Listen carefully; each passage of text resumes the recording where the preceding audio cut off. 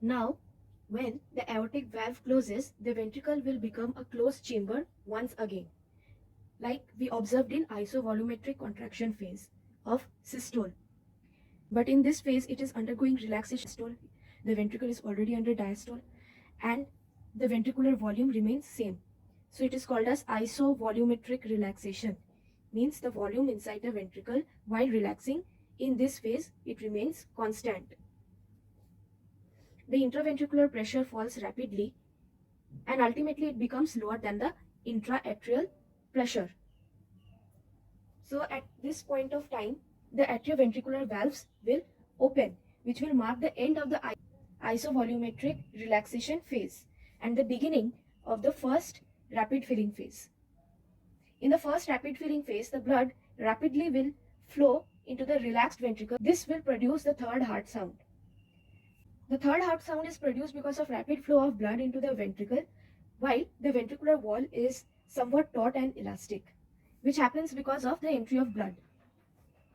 After this, when the pressure gradient between the atria and the ventricles is reduced after the initial rapid flow, the blood flow will become very slow from the atria to the ventricle. It will slow down a lot because of reduction in the pressure gradient.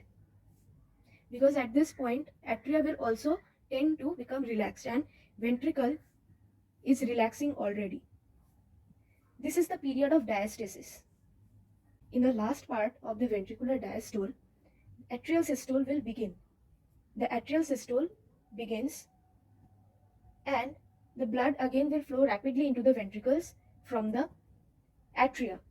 This is the last of the second rapid filling phase and we observe the fourth heart sound in this phase. It occurs at this stage because on the rush of blood from the atria to the ventricles. Now as we hear the fourth heart sound, it will mark the end of diastole and we will observe the new cardiac cycle after this. We began the flowchart from the end of diastole from this point itself. If you can see the end of ventricular diastole. So from here the new cardiac cycle will start. So we have observed each of these phases here, the atrial systole, then the atrial diastole, and then under ventricular systole we observe the isovolumetric contraction, rapid ejection and slow ejection phases. And subsequently we observed the ventricular diastole with protodiastole, isovolumetric relaxation, first rapid filling phase, diastasis, and then second rapid filling phase. The respective time periods have to be memorized. Now here are some questions for you. Would the third heart sound be produced as soon as the AV valves open? We have read that the third heart sound is produced in the first rapid filling phase, where the blood rapidly flows into the relaxed ventricle from the atria, and due to the rapid flow of blood we observe the production of this third heart sound. However, this sound is not produced as soon as the AV valves open. It is produced a little later than the opening of these valves. This is because in the initial part of the first rapid filling phase, ventricular wall is flaccid and inelastic. Only after some amount of blood enters into the ventricle and the ventricular walls become taut and elastic, only then the further flow of blood from the atria to ventricles will produce the third heart sound. So it takes some amount of time for the entry of that blood and for the ventricular wall to become taut and elastic. Only after that we will hear the third heart sound. If it is flaccid and inelastic, we cannot hear this sound. You can imagine a rubber band. If you stretch a rubber band and try to vibrate it, that is when it is taut and elastic, only then it will make sound, right? When it is flaccid and in its normal configuration, it will not be producing any sound. Similarly, here is the case of heart. Are all the events of right and left parts of the heart same? Then what is the difference? I have already told this answer in this, that all the events in both the sides of the heart will be exactly the same. Only difference is that in the right part of the heart, the pressure is much lower than the left part of the heart.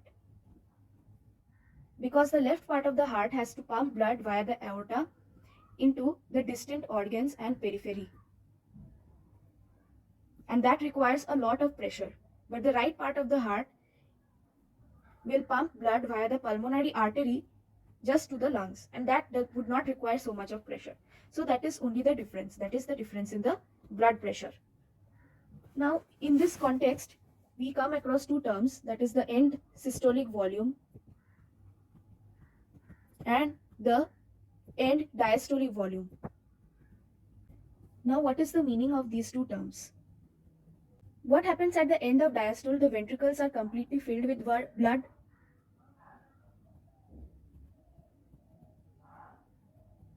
Now, what will happen to this blood? It will be ejected by the ventricles.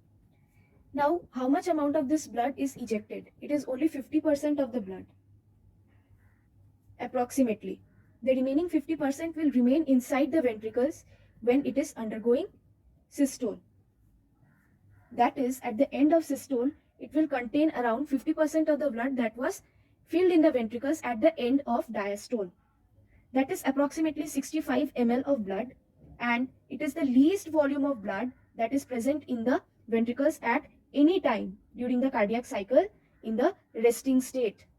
All these terms are very important to be written in exam. The word least volume, at any time, in the resting state, inside the ventricle, at any point of the cardiac cycle. Okay, so all these terms have to be written in order to define ESV. So this volume of blood is called as the end systolic volume.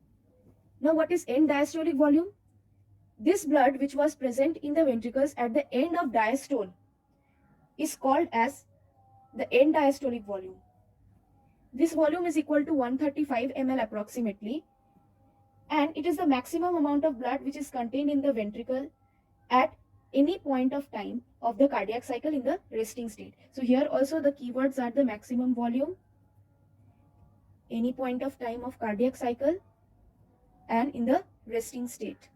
Means the person should not be in exercise. After this, we come to the effect of exercise on the cardiac cycle. During exercise, what happens? The first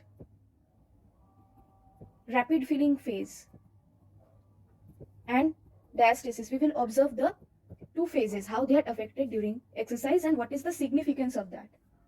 We know that the most of the ventricular filling will occur during the first rapid filling phase. Now, what happens during exercise? Basically, the heart rate becomes very high and the duration of cardiac cycle decreases considerably.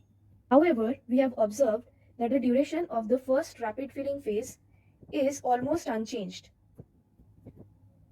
Almost unchanged duration. On the other hand, in diastasis, we know both the atria and the ventricles are in diastole. Both of them are in diastole, both of them are relaxing, and the AV valve is open. So the blood flowing from the great veins into the atria will create a very small pressure gradient. Okay, very small pressure gradient, and that would be driving the blood into the ventricle very slowly from the atria. Thus the blood flow will be very slow. And this does not have any significant, this phase does not have any significant role in ventricular filling. Now, what is the significance of this? The significance is that as the first rapid filling phase is almost unchanged during the tachycardia during exercise, and it plays the major role in ventricular filling does not undergo any major change. Diastasis, it is shortened the most, shortened maximum. It is shortened maximum, and however it does not have any significant role in ventricular filling. Hence, again the ventricular filling will not be affected due to duration of diastasis being shortened. So after this we will have a summary, we will observe a summary of heart sounds. It is the first heart sound we observe due to the closure of the mitral and the tricuspid valve at isovolumetric contraction. We have already learned this in lower classes. Also the second heart sound, that is due to the closure of aortic and pulmonary valves at isovolumetric contraction again. This phase has to be remembered basically. So this is also we have learned in the lower classes. The third heart sound is observed during rapid filling phase, and it is because of the rapid flow of blood from the atria to the ventricles. And the fourth heart sound is observed during the atrial systole, again due to the flow of blood from the atria to the ventricles. Now we need to understand the Wiggers diagram a little bit. So this is basically signifying the pressure changes in the respective chambers and the vessels. So we will first see the ventricular pressure changes. We know that in the isovolumetric contraction, the intraventricular pressure has a sharp rise because the ventricle in this phase is a closed chamber and it is having a fixed volume of blood inside it and it is undergoing contraction. So the pressure has to increase considerably, and that is why you can see this spike in the pressure. During the rapid ejection phase, there is flow of blood from the ventricle into the aorta. So we can see, because of the opening of the aortic valve at this phase of isovolumetric contraction, there is flow of blood from the ventricle into the aorta, and the pressure of both aorta as well as the ventricle will still increase up to some point. And at this point, what happens? The pressure gradient between the ventricle and the aorta will decrease, and as a result, the flow of blood from the ventricle into the aorta will decrease, and this part will be called as the reduced ejection phase. When the intraventricular pressure will become lower than the intra-aortic pressure, the aortic valve will close, and at this point it is called as isovolumetric relaxation, because here also the ventricle is a closed chamber and it is relaxing, and the intraventricular pressure is falling rapidly till the point where the mitral valve, which is the atrioventricular valve, will open. And then we enter the rapid inflow, that is the rapid filling phase, where there is rapid inflow of blood from the atria to the ventricles. In diastasis, there is slow flow of blood, and after that we come to the atrial systole, after the atria are sufficiently filled with blood from the great veins. And at the end of the ventricular diastole, we observe the beginning of the new cardiac cycle. And here, as I already said, there is the dicrotic notch, which is because of the reflection of blood from the valve at the base of aorta when the aortic valve closes. And here we can see, due to the runoff of blood to the periphery, the pressure inside the aorta will gradually decrease. Meanwhile, what happens to the ventricular volume? We can see during the isovolumetric contraction phase, the ventricular volume remains more or less constant, and in the rapid ejection phase or in the slow ejection phase as well, due to the outflow of blood from the ventricles, the ventricular volume decreases. During isovolumetric relaxation also, the ventricular volume remains constant, and during the rapid filling phase, which is a part of the ventricular diastole, there is inflow of blood into the ventricles from the atria, and hence again the ventricular volume increases till the diastasis, where the ventricular filling continues, and also in the atrial systole. We can observe the electrocardiogram with the corresponding phases. The phonocardiogram basically depicts the heart sounds with the respective phases. The first heart sound we can see is observed with the closure of the mitral valve and also the tricuspid valve. After that, the second heart sound is heard due to the closure of the aortic valve. The third heart sound is not so sharp. It is observed just due to the rapid flow of blood into the ventricle from the atria during the first rapid filling phase. And the fourth heart sound is not shown here. It is also seen due to the flow of blood from the atria to the ventricles in the atrial systole. Now we can observe some important questions for our university exams. This is under the West Bengal University.